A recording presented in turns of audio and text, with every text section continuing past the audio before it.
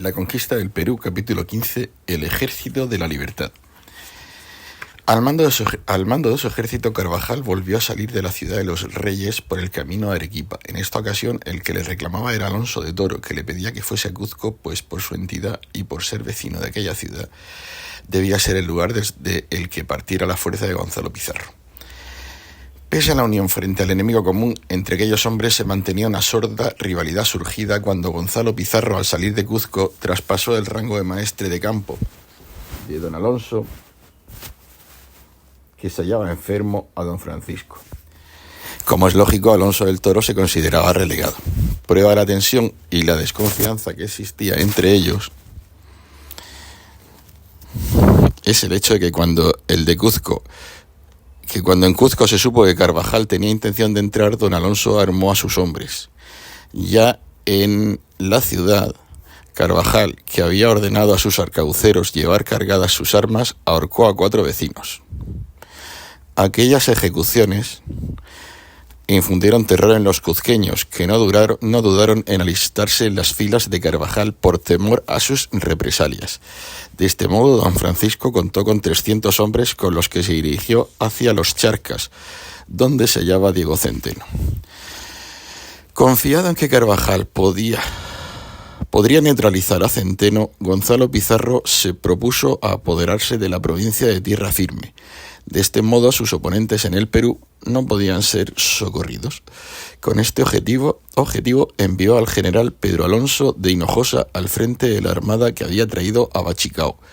El hidalgo Hinojosa, que había llegado al Perú en 1536 junto a Hernando Pizarro, debía costear con sus barcos, a bordo de los cuales llevaba 250 efectivos. Desde Puerto Viejo, Hinojosa mandó en un navío a Rodrigo de Carvajal con la orden de dirigirse al puerto de Panamá para entregar una serie de cartas de Gonzalo Pizarro en las que se excusaba de los excesos cometidos por Bachicao, al que atribuyó su estricta autoría. Además de cartas, Hinojosa llevaba una elevada suma de dinero para comprar voluntades. A la altura del Ancón, Rodrigo de Carvajal supo que en Panamá residían 2 capitales afectos al virrey, Juan de Guzmán y Juan de Illanes, que estaban recogiendo gente, armas y caballos para Núñez Vela. En ese momento el número de soldados reunidos superaba la centena, razón por la que Carvajal no saltó a tierra, sino que envió a un hombre que nunca regresó. Conocidas sus intenciones, 2 bergantines pusieron en fuga a Rodrigo de Carvajal, que se refugió en la isla de las Perlas a la espera de la llegada de Hinojosa. La visión del barco de Carvajal alertó al gobernador de Panamá, al sevillano Pedro de Casaos, que dio la voz de alarma en la ciudad de Nombre de Dios. Tras los pasos de Carvajal, Hinojosa llegó con sus 10 navíos a la desembocadura del río San Juan, donde certificó que el virrey se hallaba en Popayán. El virrey, al no saber de sus capitanes, envió a Velázquez Núñez a Panamá para recoger a la gente reclutada. Además de dinero, el virrey entregó al capitán Martín de Mondragón a Francisco Pizarro, un hijo bastardo de Gonzalo Pizarro, para ser llevado a Castilla. Consciente de la falta de embarcaciones, el virrey ordenó a los indios labrar madera para construir un bergantín. Las piezas se llevaron al puerto para ser allí ensambladas en un modo similar a como hizo Hernán Cortés en el lago Texcoco durante el asedio final a Tenochtitlán. Cuando Hinojosa detectó estos movimientos, mandó a 2 capitanes. Uno de ellos dio con Velázquez Núñez y otro con quienes llevaban al hijo de Gonzalo Pizarro. Todos ellos, excepto Mondragón, que logró escapar, quedaron presos dentro de uno de los barcos que, integrado en la escuadra, se hizo visible en Panamá el 1 de octubre de 1545. Aunque las fuerzas de la ciudad duplicaban a las de la flota, a punto estuvo de iniciarse un combate que solo la intersección de los religiosos de la ciudad impidió. Aquietadas las armas, Hinojosa envió a don Baltasar de Medina, hijo del conde de La Gomera, a negociar con don Pedro de Cabrera, lo que lo hizo en nombre de la ciudad. Medina aclaró que la llegada a Hinojosa tan solo buscaba al virrey para que se dirigiera a España tal y como había sido el mandato de los oidores. Mientras todo ello se resolvía, los de la ciudad dieron a Hinojosa un permiso de estancia de 1 mes. Aquel plazo de tiempo lo aprovechó para reclutar a muchos de los soldados de Juan de Illanes. En vista de la mucha gente que se les iba al Perú, Illanes y Guzmán zarparon hacia Venezuela, si bien el primero de ellos fue hecho preso más tarde por un capitán de Hinojosa y llegó a combatir a Verdugo. En Trujillo, la llegada de un navío que bajaba de Lima ofreció a Melchor Verdugo, que se hallaba en esa villa, juntando gente y preparando armas, incluidos los arcabuces que un herrero confeccionó para él, la oportunidad de resarcirse de lo ocurrido con Carvajal. En el puerto de la villa, Verdugo hizo llamar al maestre y al piloto del barco para proponerles embarcar una serie de mercancías. La oferta no era más que una excusa para poder secuestrar a aquellos hombres, a los que usó de reclamo para capturar a los más notables de la ciudad. Neutralizados los gonzalistas de Trujillo, Verdugo salió del pueblo proclamando su lealtad al rey y se hizo a la mar. Durante la travesía, su barco topó con uno que traía la ropa que Bachicao había robado en tierra firme, cuyo cargamento repartió Verdugo entre su tripulación. Mar arriba, el navío llegó hasta Nicaragua. Allí Verdugo informó a sus gobernadores, incluido el oidor de la audiencia, el licenciado Ramírez de Alarcón, de la situación que se vivía en el Perú. Para evitar que Verdugo continuara con su recluta, Hinojosa envió 2 navíos con 120 arcabuceros a las órdenes de Alonso Palomino. La flotilla que ascendió por la costa se apoderó del barco de Verdugo y se preparó para saltar a tierra. Sin embargo, la fuerza vecinal concentrada en Granada y León frenó a Palomino, que decidió regresar a Panamá. Disipada la amenaza, Verdugo preparó 4 fragatas y salió a la mar del norte por el desaguadero de la laguna de Nicaragua. Ya en el mar Caribe, en la desembocadura del río Chagres, que Colón llamó de los Lagartos por la cantidad de caimanes que en él vio, tomó un barco de negros ladinos y, guiados por estos, entró en nombre de Dios. Una vez allí, fue a la casa en la que se aposentaban los capitanes Pedro de Cabrera y Hernán Mejía, que huyeron a los bosques después de que sus soldados incendiaran la vivienda. Los modos con los que se conducía Verdugo, que no disponía de permiso para entrar en aquella jurisdicción, provocaron la queja de los vecinos, que pidieron al gobernador Rivera un castigo para aquel intruso. El señalado para la defensa de la ciudad fue Hinojosa, que se puso a las órdenes de Rivera. Informado de la llegada de este, Melchor Verdugo aguardó a sus oponentes en la plaza de Nombre de Dios. Después, temeroso de ser atacado por las calles aledañas, sacó su hueste al lugar donde tenía su flota. Iniciado el combate, la defección de los vecinos que se habían incorporado a sus filas obligó a Verdugo a embarcarse. Desde el mar, las fragatas bombardearon la ciudad, provocando escasos daños. Sin embargo, ante la escasez de víveres, Verdugo puso rumbo a Cartagena, mientras Rivera e Hinojosa lo hacían hacia Panamá a esperar instrucciones desde España. El enfrentamiento descrito apenas fue una escaramuza en comparación con lo que estaba por ocurrir al sur de Panamá. Instalado en Popayán, el virrey, protegido por su gobernador Sebastián de Benalcázar, que aconsejó a Blasco Núñez entrar en batalla con Gonzalo Pizarro, comenzó a fabricar arcabuces. Para aumentar sus fuerzas, Benalcázar envió mensajeros a su capitán Juan Cabrera, que había ido a descubrir y poblar las provincias de El Dorado. Esto es el libro Persecución de Gonzalo Pizarro, por Blasco Núñez, virrey del Perú. Con 130 hombres. En su carta, Blasco Núñez, que prometía repartir la tierra que Gonzalo Pizarro y sus secuaces poseían, hizo saber a Cabrera el alzamiento de Diego Centeno contra el tirano y le autorizó a tomar dinero de las cajas reales de Cartago, en Celma, Cali y Antioquía. A esa misiva se unieron los despachos que el virrey mandó a Nueva Granada y a Cartagena. Decidido a proseguir su pasión sin hacer caso a los ruegos de Benalcázar, el virrey salió de Popayán en dirección a Quito. Al saber de los envíos de las cartas, Gonzalo Pizarro, que buscaba ansiosamente combate, fingió ir hacia la provincia de los Charcas para neutralizar a Centeno, dejando en Quito a Pero de Puelles, como única fuerza capaz de oponerse al virrey. Para llamar aún más la atención, Pizarro hizo continuos alardes durante su camino, al tiempo que enviaba cartas a los hombres del virrey para que lo traicionaran. Fingiendo encontrarse enfermo, Pizarro acampó a 2 o 3 jornadas de Quito en un alto cercano al río Guayabamba. Informado de la escasa guarnición de la que disponía la ciudad, Núñez Vela se puso en camino mientras don Gonzalo, que contaba con espías cañaris atentos a los movimientos del virrey, regresaba a Quito. A la cabeza de 800 soldados, el virrey acampó en Otavalo, a 12 leguas de la ciudad. de la que salieron Pizarro y Puelles con una fuerza inferior pero más experimentada a la que continuamente recordaba los días de la conquista y los excesos cometidos por el virrey, entre ellos la muerte de Illán Suárez, que tanta trascendencia tendría como veremos. A estas razones se unían argumentos leguleyos como que don Blasco se había entrometido en jurisdicciones extrañas, pero también el miedo que provocó la visión de algunos compañeros ahorcados por orden de don Gonzalo y de sus capitanes. Cohesionados de este modo, los 130 jinetes, 200 arcabuceros y 350 piqueros pizarristas quedaron bajo el mando de Juan de Acosta y Juan Vélez de Guevara, en el caso de los arcabuceros, de Hernando de Bachicao en el de los piqueros y de Pedro Puelles y Gómez de Alvarado en el de los caballeros.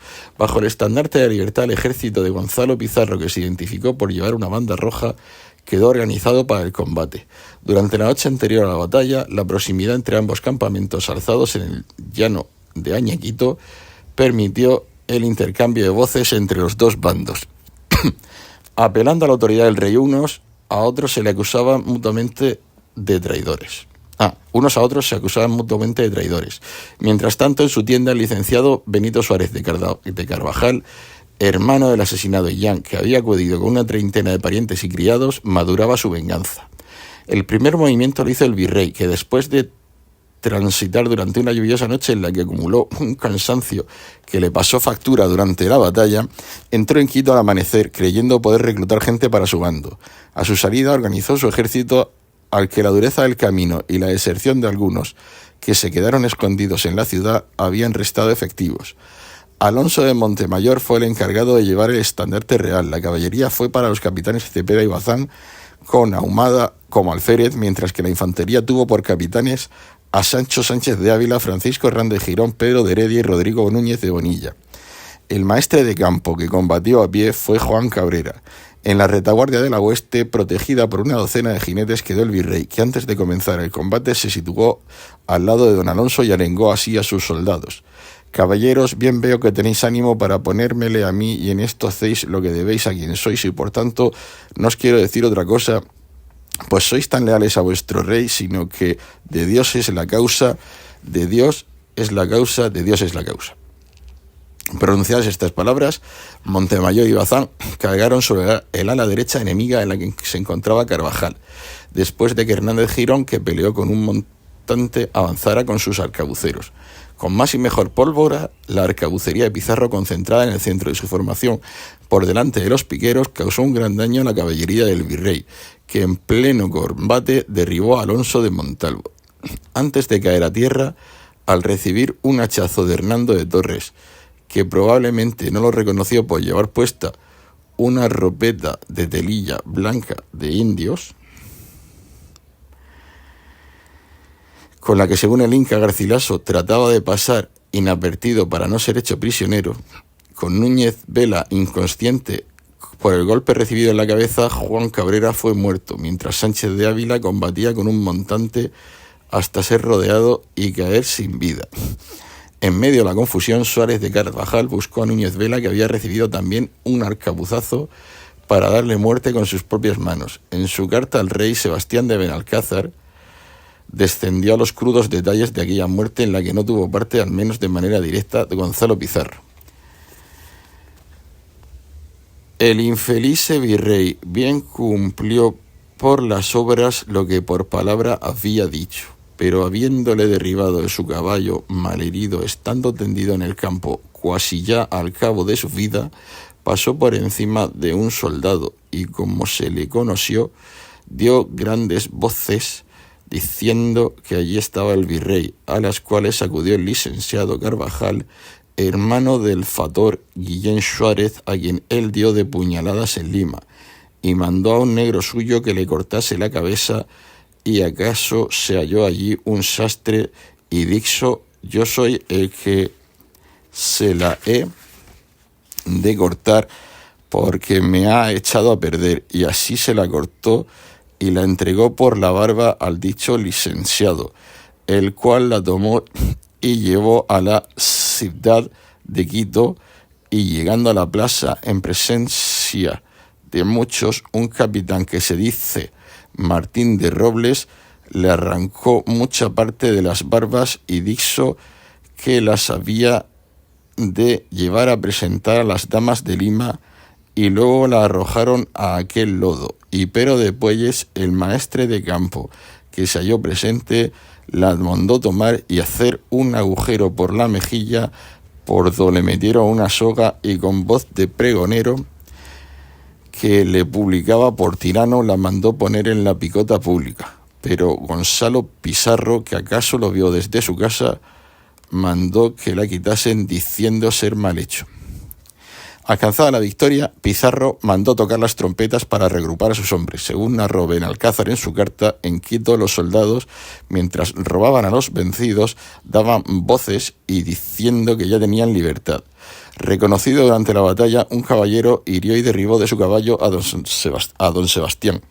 Estando preso en la casa de Gómez de Alvarado, el capitán Antonio de Robles entró en la estancia y, disimuladamente, echó mano a la espada, hedióme a las heridas, queriendo matarme por tener ocasión de entremeterse en esta gobernación algunos capitanes que lo deseaban.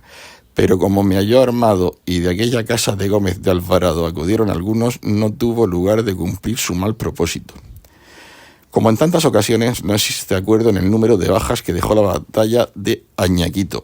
Zárate afirmó que en aquel combate ocurrido el lunes 18 de enero de 1546 murieron 200 soldados del virrey, que Cieza de León y Fernández de Oviedo rebajaron a medio centenar, por tan solo 7 por el lado de Gonzalo Pizarro. En cualquier caso, la victoria de Pizarro fue clara.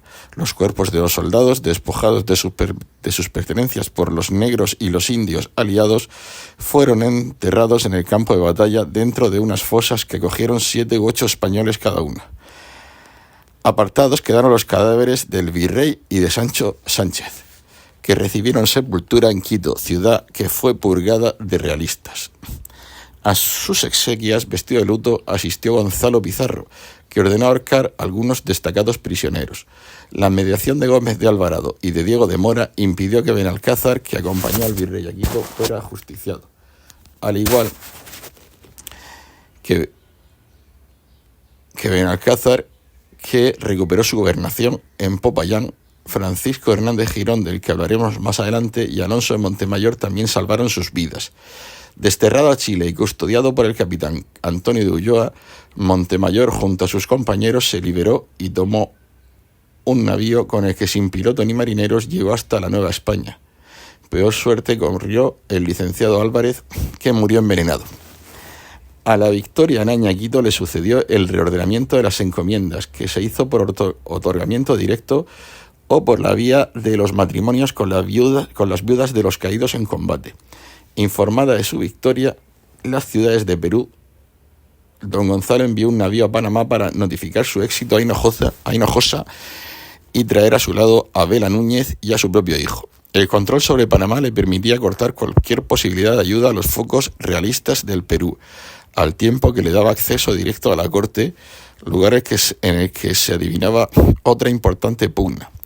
Al otro lado del Atlántico se tenía noticia de la rebelión de Gonzalo Pizarro y del malestar causado por la inflexible actitud de Blasco Núñez. Descartada la opción de enviar un contingente de soldados, se decidió mandar a Pedro de la Gasca en calidad de presidente de la Real Audiencia de Lima y a Alonso de Alvarado, que fue nombrado mariscal del Perú. Licenciado en Teología en Alcalá de Henares, instruido en leyes en la Salamanca marcadas por las doctrinas de Francisco de Vitoria, la Gasca formaba parte del Supremo del Consejo de la Inquisición y venía de defender el reino de Valencia de los ataques turcos y franceses. En la instrucción secreta que se le dio, firmada por Carlos I en Venlo el 16 de septiembre de 1546, se advertía que si la tierra estaba pacificada, tan solo a la Gasca le competía administrar justicia. En el caso de que continuara la rebelión, algo que debía ser verificado, el virrey debía actuar como él viere que convenga, sin que tenga necesidad de vuestro parecer y de los dichos oidores. A estas tareas se añadía la apertura de un juicio de residencia tanto para el virrey como para los miembros de la audiencia y el encargado de establecer los motivos por los cuales había sido encarcelado Blasco Núñez Vela. Ausente en Añaquito, Francisco de Carvajal había salido de Cuzco con 300 hombres en busca de Diego Centeno, que se encontraba en la provincia de Paria con un número algo inferior de soldados. Acampados a una legua de distancia, Centeno decidió enviar a 15 arcabuceros a caballo para romper las hostilidades. Al ver que Carvajal alzaba su campamento, Diego Centeno levantó el suyo. Comenzó así una persecución de varios días, durante los cuales los rezagados de Centeno fueron ahorcados por Carvajal. Tratando de buscar una salida al mar, el realista envió al capitán Rivadeneira por delante en dirección a Arequipa.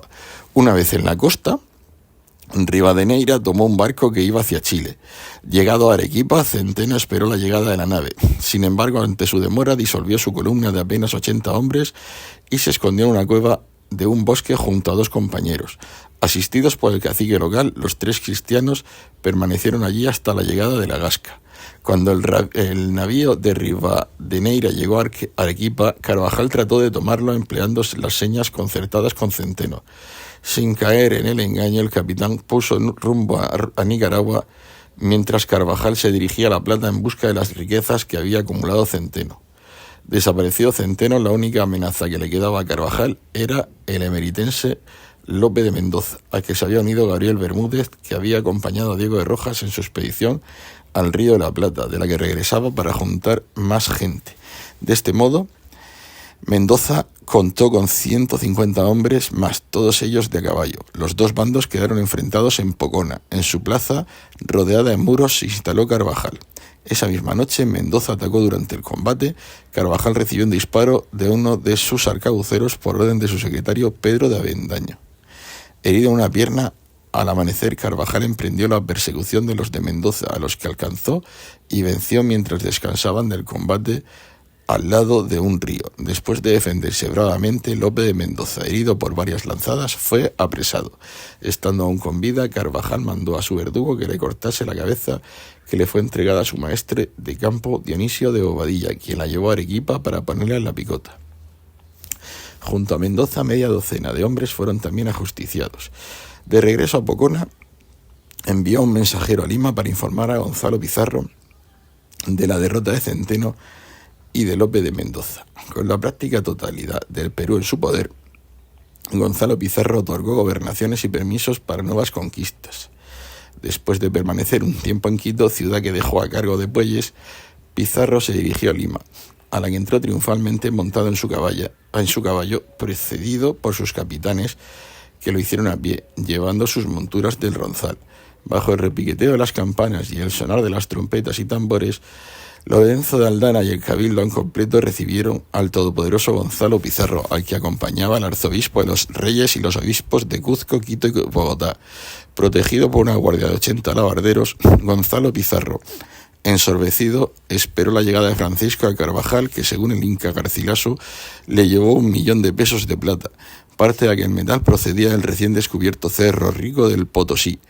Al mismo cronista debemos el conocimiento de las palabras que supuestamente dijo Francisco de Carvajal a Gonzalo Pizarro en Lima. En ellas le proponía a Gonzalo Pizarro que se coronase rey del Perú, apoyándose en el Inca Sairi Túpac, sobre el que ejercía gran influencia el hasta entonces gonzalista Paullo Inca para su gobernación.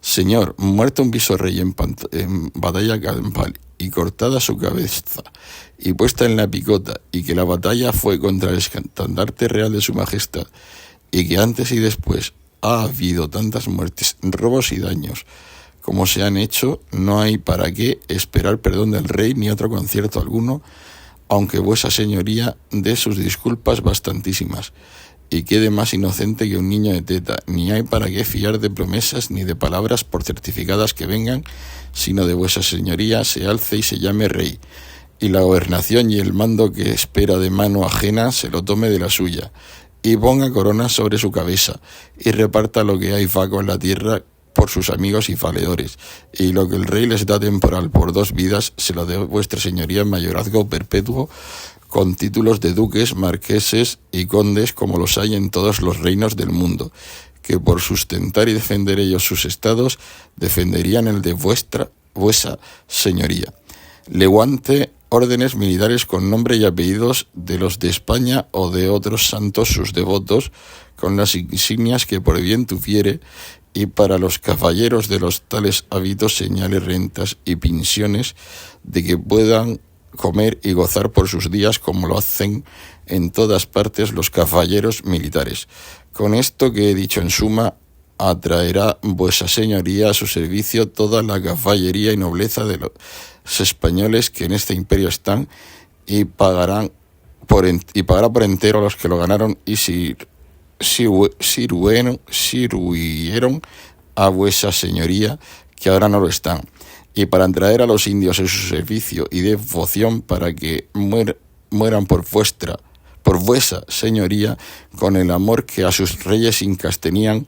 Tome vuesa señoría por mujer y esposa la infanta que entre ellos se hallare más propinquia al árbol real, y envíe sus embajadores a las montañas donde está encerrado el Inca, heredero de ese imperio, pidiéndole le salga a restituirse en su majestad y grandeza, y que su mano dé a vuesa señoría por mujer la hija o hermana que tuviere, que bien sabe vuesa señoría que harán muy de veras lo que su rey les mandare en vuestro servicio, como alzar los bastimentos, despoblar los pueblos, cortar los caminos por donde quiera que sus enemigos quisiesen acometer a vuesa señoría. En fin, serán todos los indios de vuestro bando, que no ayudando ellos a los contrarios de vuesa señoría con bastimentos ni con llevar las cargas, no pueden prevalecer ni ser parte en esta tierra.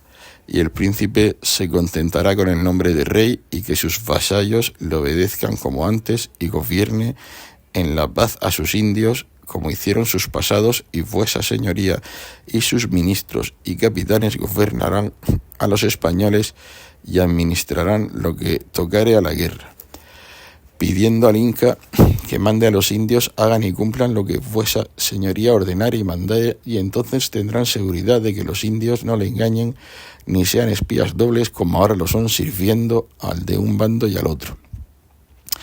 Demás de esto terna vuesa señoría del Inca no solamente todo el oro y plata que los indios sacaren en este imperio, pues ellos no lo tenían por riqueza ni tesoro, sino también todo el tesoro que tienen escondido, como es notorio, de los reyes sus antecesores, que todo se lo dará y entregará a vuesa señoría, así por el parentesco como por verse restituido en su majestad y grandeza, y con tanto oro y plata como la fama dice, podrá vuestra señoría comprar a todo el mundo si quiere ser señor de él, y no repare vuesa señoría en que le digan que hace tiranía al rey de España, que no se la hace, porque como el refrán lo dice, no hay rey traidor.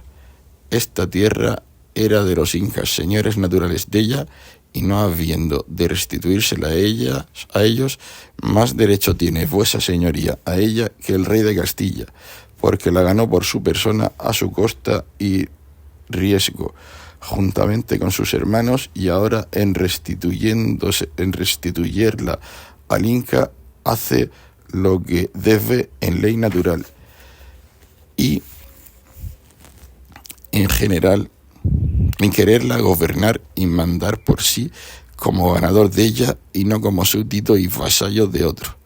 También hace lo que debe a su reputación, que quien puede ser rey por el valor de su brazo, no es razón que sea siervo por flaqueza de ánimo.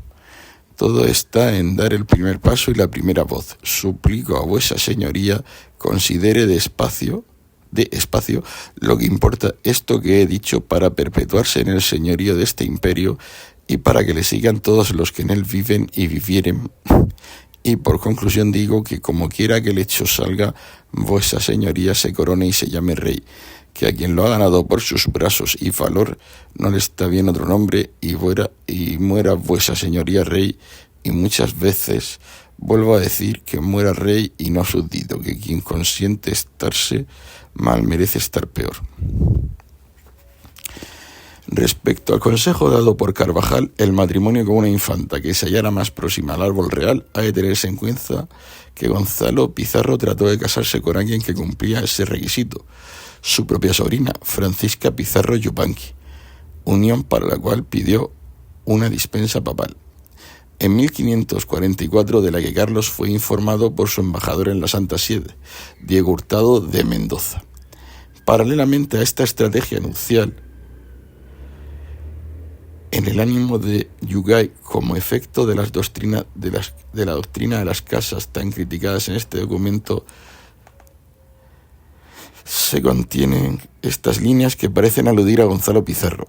También hizo otro gran daño a los mismos vasallos de su majestad en estas partes de las Indias, porque dando el título y dominio de reyes a estos ingas y caciques y quitándolo a su majestad, andando sus malos vasallos en decir que el rey no es el rey de acá, sino de los ingas, y que se quieren hacer con él y ellos sustentar el evangelio, y han pretendido casarse españoles con indias parientas del inga, para después alzarse con el reino como cosa que les viene por herencia, y que ellos tienen más derecho, pues les ganaron con sus lanzas, y si son hijos de conquistadores, que sus padres le ganaron.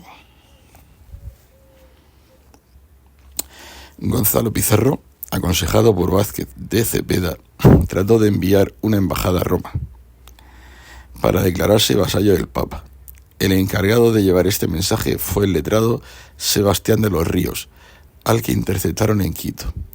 El segundo intento, protagonizado por el dominico Fray Tomás de San Martín y por Fray Martín de Calatayud, obispo de Santa Marta, también fracasó, pues los religiosos se unieron en Panamá a otro hombre de iglesia, Pedro de la Gasca.